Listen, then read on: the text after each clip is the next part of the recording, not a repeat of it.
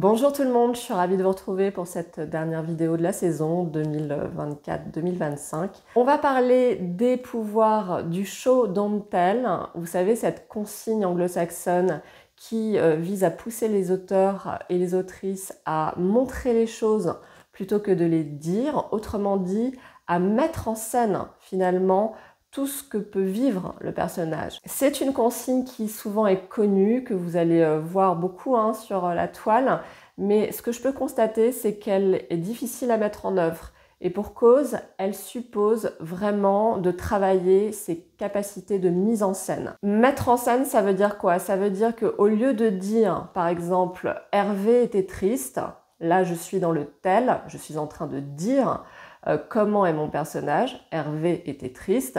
Si je suis dans le show, je vais mettre en scène ce que je viens de dire, c'est-à-dire que je vais imaginer une situation qui va permettre de montrer qu'Hervé est triste. Et il y a plein de façons de montrer qu'Hervé est triste.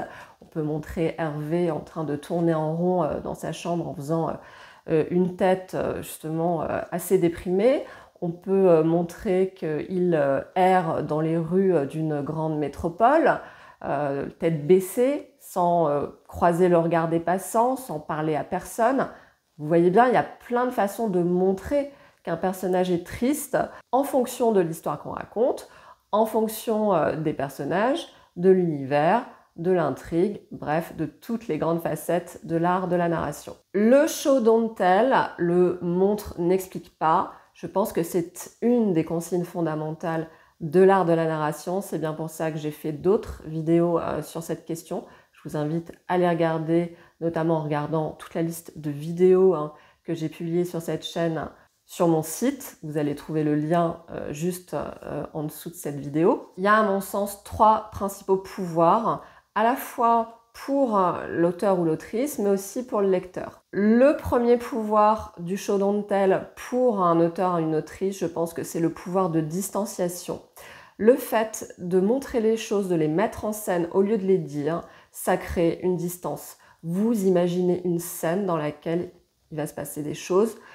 Vous allez quelque part mettre à distance l'émotion que vous avez pu vivre, notamment, que vous revivez à travers un personnage.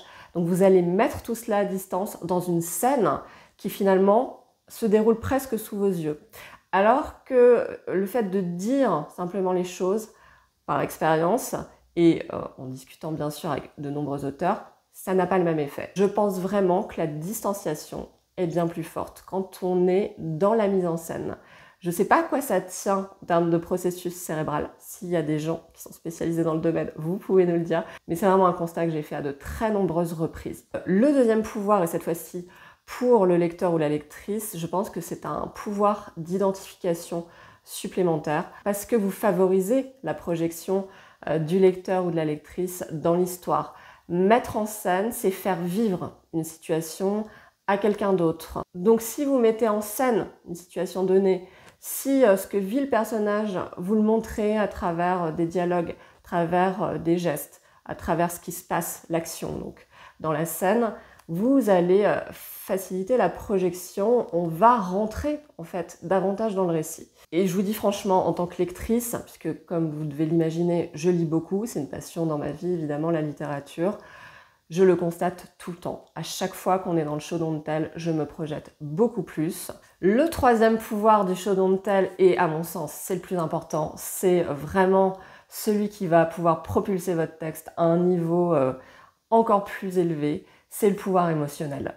Le fait de faire vivre les situations à nos lecteurs, ça permet de décupler le potentiel émotionnel d'une histoire. Vous le savez, c'est comme dans la vraie vie. Quand on vous raconte quelque chose qui s'est produit, vous pouvez bien sûr ressentir beaucoup de choses. Mais quand vous avez l'impression de vivre vous-même la situation, parce que d'une certaine façon, vous êtes immergé dans quelque chose, vous allez ressentir des émotions encore plus fortes. Quand le lecteur se projette davantage, les émotions peuvent s'en trouver décuplées. Et c'est vraiment le grand pouvoir du show don't tell, le grand pouvoir de la mise en scène. C'est ce qui va faire que votre texte potentiellement va être inoubliable. Parce que retiennent finalement les gens souvent? Je l'ai dit dans d'autres vidéos, mais c'est l'expérience émotionnelle qu'ils vivent à travers les œuvres. Je sais bien que tout ce que je suis en train de dire, ça peut aller à l'encontre d'une certaine vision de la littérature et notamment d'une certaine vision de la littérature qui a cours en France. En France, j'ai pu constater qu'un certain nombre de romans qui étaient très plébiscités étaient beaucoup dans le tell et pas dans le show. Donc, c'est-à-dire dans cette faculté à raconter les choses de manière rétrospective, à dire les choses, hein. Comme j'ai dit tout à l'heure, rappelez-vous l'exemple, Hervé était triste, hein, et voilà pourquoi il était triste, plutôt que de nous montrer une scène dans laquelle on ressent la tristesse d'Hervé. Je sais bien qu'en France, on fait beaucoup ça. Moi, aujourd'hui, je voulais parler des pouvoirs du show don't tell, parce que je les ressens en tant que lectrice, hein, mais aussi en tant qu'autrice, en tant que conseil éditorial. Je le ressens tous les jours, en fait. Maintenant, si vous êtes convaincu finalement du contraire, si vous préférez écrire dans le tell, vous le faites, évidemment. Il y a plein de romans publiés qui sont écrits comme ça. J'en lis aussi de temps en temps, hein, ça m'arrive, je tombe dessus. Si vous voulez, le constat que je fais, outre la qualité littéraire, je trouve que ça véhicule moins d'émotions. Voilà, moi je suis moins dans le texte quand c'est écrit comme ça de tout du long. Alors, c'est là que j'en viens à la question de l'équilibre entre le show et le tell. Bien sûr, dans n'importe quelle œuvre, notamment un roman, il y aura toujours des deux. Il y aura des moments où vous allez dire les choses et il y aura des moments où vous allez mettre en scène les choses. Et là, pour moi, il y a une idée forte à retenir. Tout ce qui relève de la trajectoire de votre personnage principal, tout ce qui relève de sa transformation, des moments importants de sa transformation, qu'elle soit externe, interne, en général, c'est une transformation à la fois extérieure, mais aussi intérieure, donc psychologique. Tous ces moments-là, pour moi, devraient être mis en scène parce que ce sont les moments les plus importants de l'histoire, les moments qui ont un potentiel émotionnel très fort. Voilà, donc tous ces moments-là, pour moi, devraient être mis en scène. Et bien sûr, dans le reste du temps, on peut dire les choses, on peut aussi opérer des raccourcis. Dans un roman, ça se fait aussi très fréquemment. Mais voilà, je pense vraiment qu'au niveau de la trajectoire d'un personnage principal, si on veut faire vivre la trajectoire à un lecteur, si on veut lui faire traverser la transformation profonde d'un personnage, notamment dans une histoire qu'on appelle character driven, c'est-à-dire une histoire qui est conduite par la transformation d'un personnage, je pense que c'est bien de le faire. Avant de vous laisser, je vais redévelopper 2 points, un exemple et puis finalement un dernier conseil. Un autre exemple de show don't tell, si vous voulez par exemple montrer quelqu'un qui stresse avant de passer des examens, nous sommes en période du bac il me semble, donc au lieu de dire par exemple Pauline avait peur de passer son écrit de philo, son épreuve de philosophie, elle avait pourtant beaucoup révisé, mais c'est vrai qu'elle doutait toujours d'elle-même, etc., etc. Là, je suis dans le dire, je suis dans le tell, hein, je dis les choses telles que Pauline les vit, mais bon, je ne suis pas en train de mettre en scène le stress de Pauline. Si je veux mettre en scène le stress de Pauline, qu'est-ce que je vais faire? Je vais imaginer une situation dans laquelle on va sentir son stress, on va le percevoir. Donc ça peut passer par plein de petits gestes, une façon de se gratter, de se ronger les ongles, de se lever, de s'asseoir, d'ouvrir son manuel de philosophie, de le refermer, de veiller jusqu'à tard la veille de l'épreuve. Vous voyez, là je mets en scène le stress de Pauline au lieu de dire Pauline était extrêmement stressée par son examen de philosophie. Donc ça, c'était pour vous réexpliquer la différence entre le show et le tell. Et j'ai un dernier conseil à vous donner pour vous entraîner à appliquer le show don't tell. Ça va peut-être vous surprendre, mais je pense que vous avez tout intérêt à écrire au moins un scénario dans votre vie. Alors, si vous n'avez aucune idée de comment s'écrit un scénario, vous pouvez télécharger gratuitement sur Internet un scénario, vous lisez le scénario. Si vous écrivez déjà, ça va venir, hein, ne vous inquiétez pas.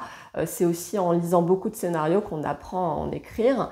Il y en a plein sur Internet, il suffit de taper dans un moteur de recherche scénario gratuit.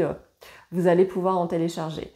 Vous lisez le scénario, vous voyez comment c'est fait, parce que dans le scénario, on est obligé de mettre en scène. Tout passe par l'image. Alors bien sûr, les dialogues, les situations qu'on choisit, mais ça passe par de l'image. Donc forcément, on est obligé de mettre en scène. Et ce travail que ça demande, en fait, ça va vraiment vous entraîner justement à penser en termes de situation. Donc lisez un scénario et écrivez-en un, au moins une fois, parce que vous allez vraiment mesurer la différence. Et une fois que vous aurez fait ça, vous allez voir que peut-être vous allez écrire vos textes romanesques ou vos nouvelles d'une autre façon. Voilà pour la question des pouvoirs du show don't tell.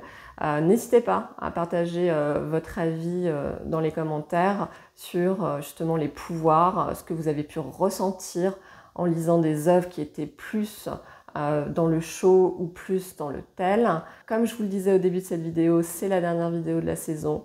Donc je vous souhaite un très bel été. Si vous prenez des vacances, très bonnes vacances. Si vous n'en prenez pas, eh bien reposez-vous quand même un peu, j'espère. Et puis écrivez aussi, comme vous le souhaitez. Faites-vous un programme d'écriture si vous le voulez. J'ai fait une vidéo là-dessus. Ça fonctionne bien, ça permet de structurer son travail. Je reviens vers vous à la rentrée et d'ici là, je vous souhaite évidemment une très bonne écriture. À très bientôt.